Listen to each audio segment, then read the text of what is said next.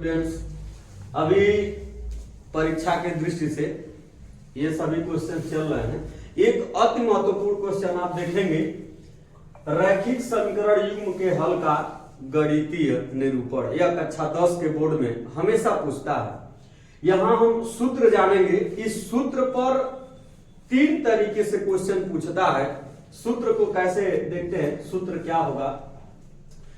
यदि कोई समीकरण है, यदि कोई दो समीकरण हो, a1x plus b1y plus c1 बराबर 0 तथा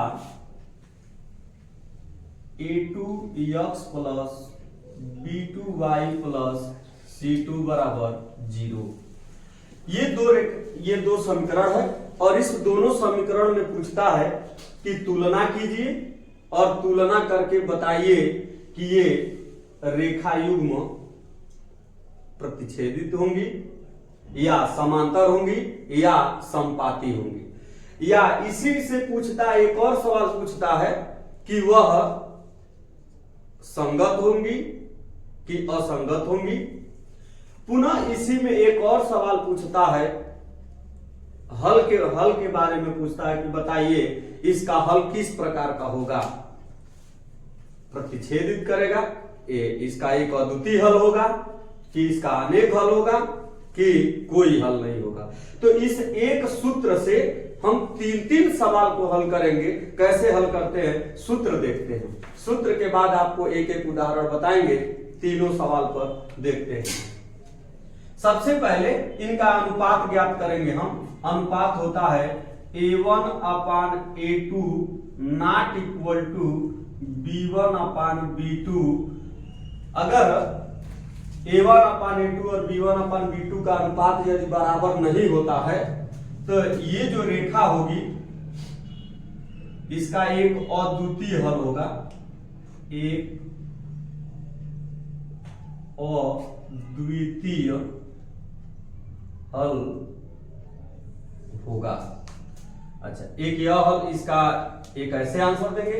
एक संगत असंगत में पूछेगा तो लिखेंगे इसका हल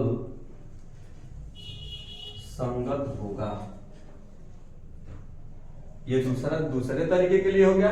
एक तीसरा पूछेगा इसमें कि ये अद्वितीय है, संगत है, असंगत है, ये रेखाएं क्या करेंगी। तो ये दोनों रेखाएं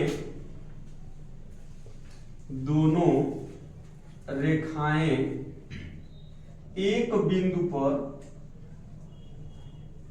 प्रतिच्छेद करेंगी।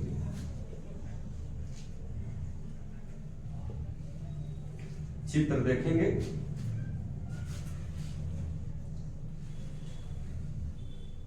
ये x हो गया, ये o हो गया, x डैश, y डैश। इसमें जो दोनों रेखाएं होंगी वह रेखाएं कुछ इस प्रकार होंगी। एक यह रेखा L1 हो गया और यह एक रेखा L2 हो गया और ये दोनों को एक दूसरे को बिंदु P पर प्रतिच्छेद करेंगे।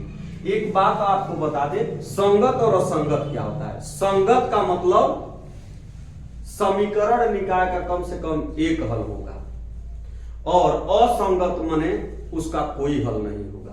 तो हमसे ये 3 तरीके से सवाल, इस एक सूत्र से 3 तरीके का सवाल हल करेंगे। जैसे अभी हमने दिखाया कि वह पूछेगा बताइए इसका हल किस प्रकार का होगा, तो भी हमको यही बिंदु निकालना है। अगर पूछेगा बताइए समीकरण निकाय संगत है कि असंगत है, तो भी यही ज्ञात करना है। और अगर पूछता है कि ये रेखाएं किस प्रकार होंगी, प्रतिच्छेदित करेंगे कि समांतर होंगी कि समपाती होंगी, तभी भी यही सूत्र प्रयोग करना है। एक सूत्र आपने देखा। दूसरे सूत्र की बात करते हैं। दूसरा सूत्र है a1 अपान a2 बराबर b1 अपान b2 बराबर c1 अपान c2। तो इसका अनेक हल होगा, अनेक हल होगा। एक हो गया। दूसरा, ये भी संगत होगा।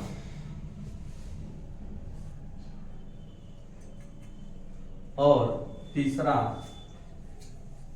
रेखाएं संपाती होंगे। संपाती का मतलब क्या होता है? समान, एक एक के ऊपर एक, अर्थात दोनों रेखाएं एक दूसरे के ऊपर पूर्णतः ढक लेंगी। जैसे ये एक रेखा हो गई L1 और इसी पर एक रेखा आ जाएगी L2, इसको कहते हैं संपाती रेखा। तीसरा इसमें प्रतिबंध आता है A1 अपान A2 बराबर B1 upon B2 not equal to C1 upon C2, तब इस समीकरण का कोई हल नहीं होगा, कोई हल नहीं होगा। यह हल के रूप में हो गया। और अगर संगत असंगत की बात करें तो यह असंगत होगा, असंगत होगा। और अगर प्रतिच्छेद करने की बात करें तो यह समांतर होगा।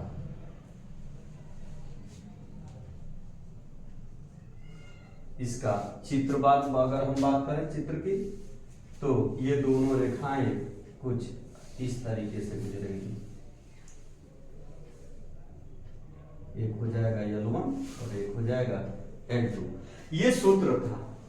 अगर ये हमको ज्ञात नहीं होगा तो हम इस पर जितने भी क्वेश्चन आएंगे नहीं कर पाएंगे। तो सबसे पहले आपने सूत्र देखा, अब इनके ऊपर एक एक सवाल बताते हैं जो कैसे हल करेंगे देखेंगे।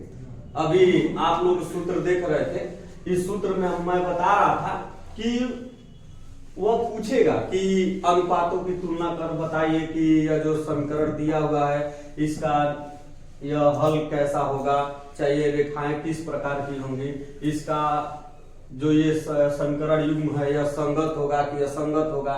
उस पर एक सवाल हमने लिखा है कि अनुपातों A1 upon A2, B1 upon B2, C1 upon C2 की तुलना कर ज्ञात कीजिए कि निम्न रैखिक समीकरणों के युग्म संगत है या असंगत। तो हम क्या करेंगे? कुछ नहीं करना है, हमको सबसे पहले अनुपात ज्ञात करना है। अनुपात कैसे ज्ञात करेंगे? तो यहां दे रखा है, इस पहले सवाल को हल करेंगे।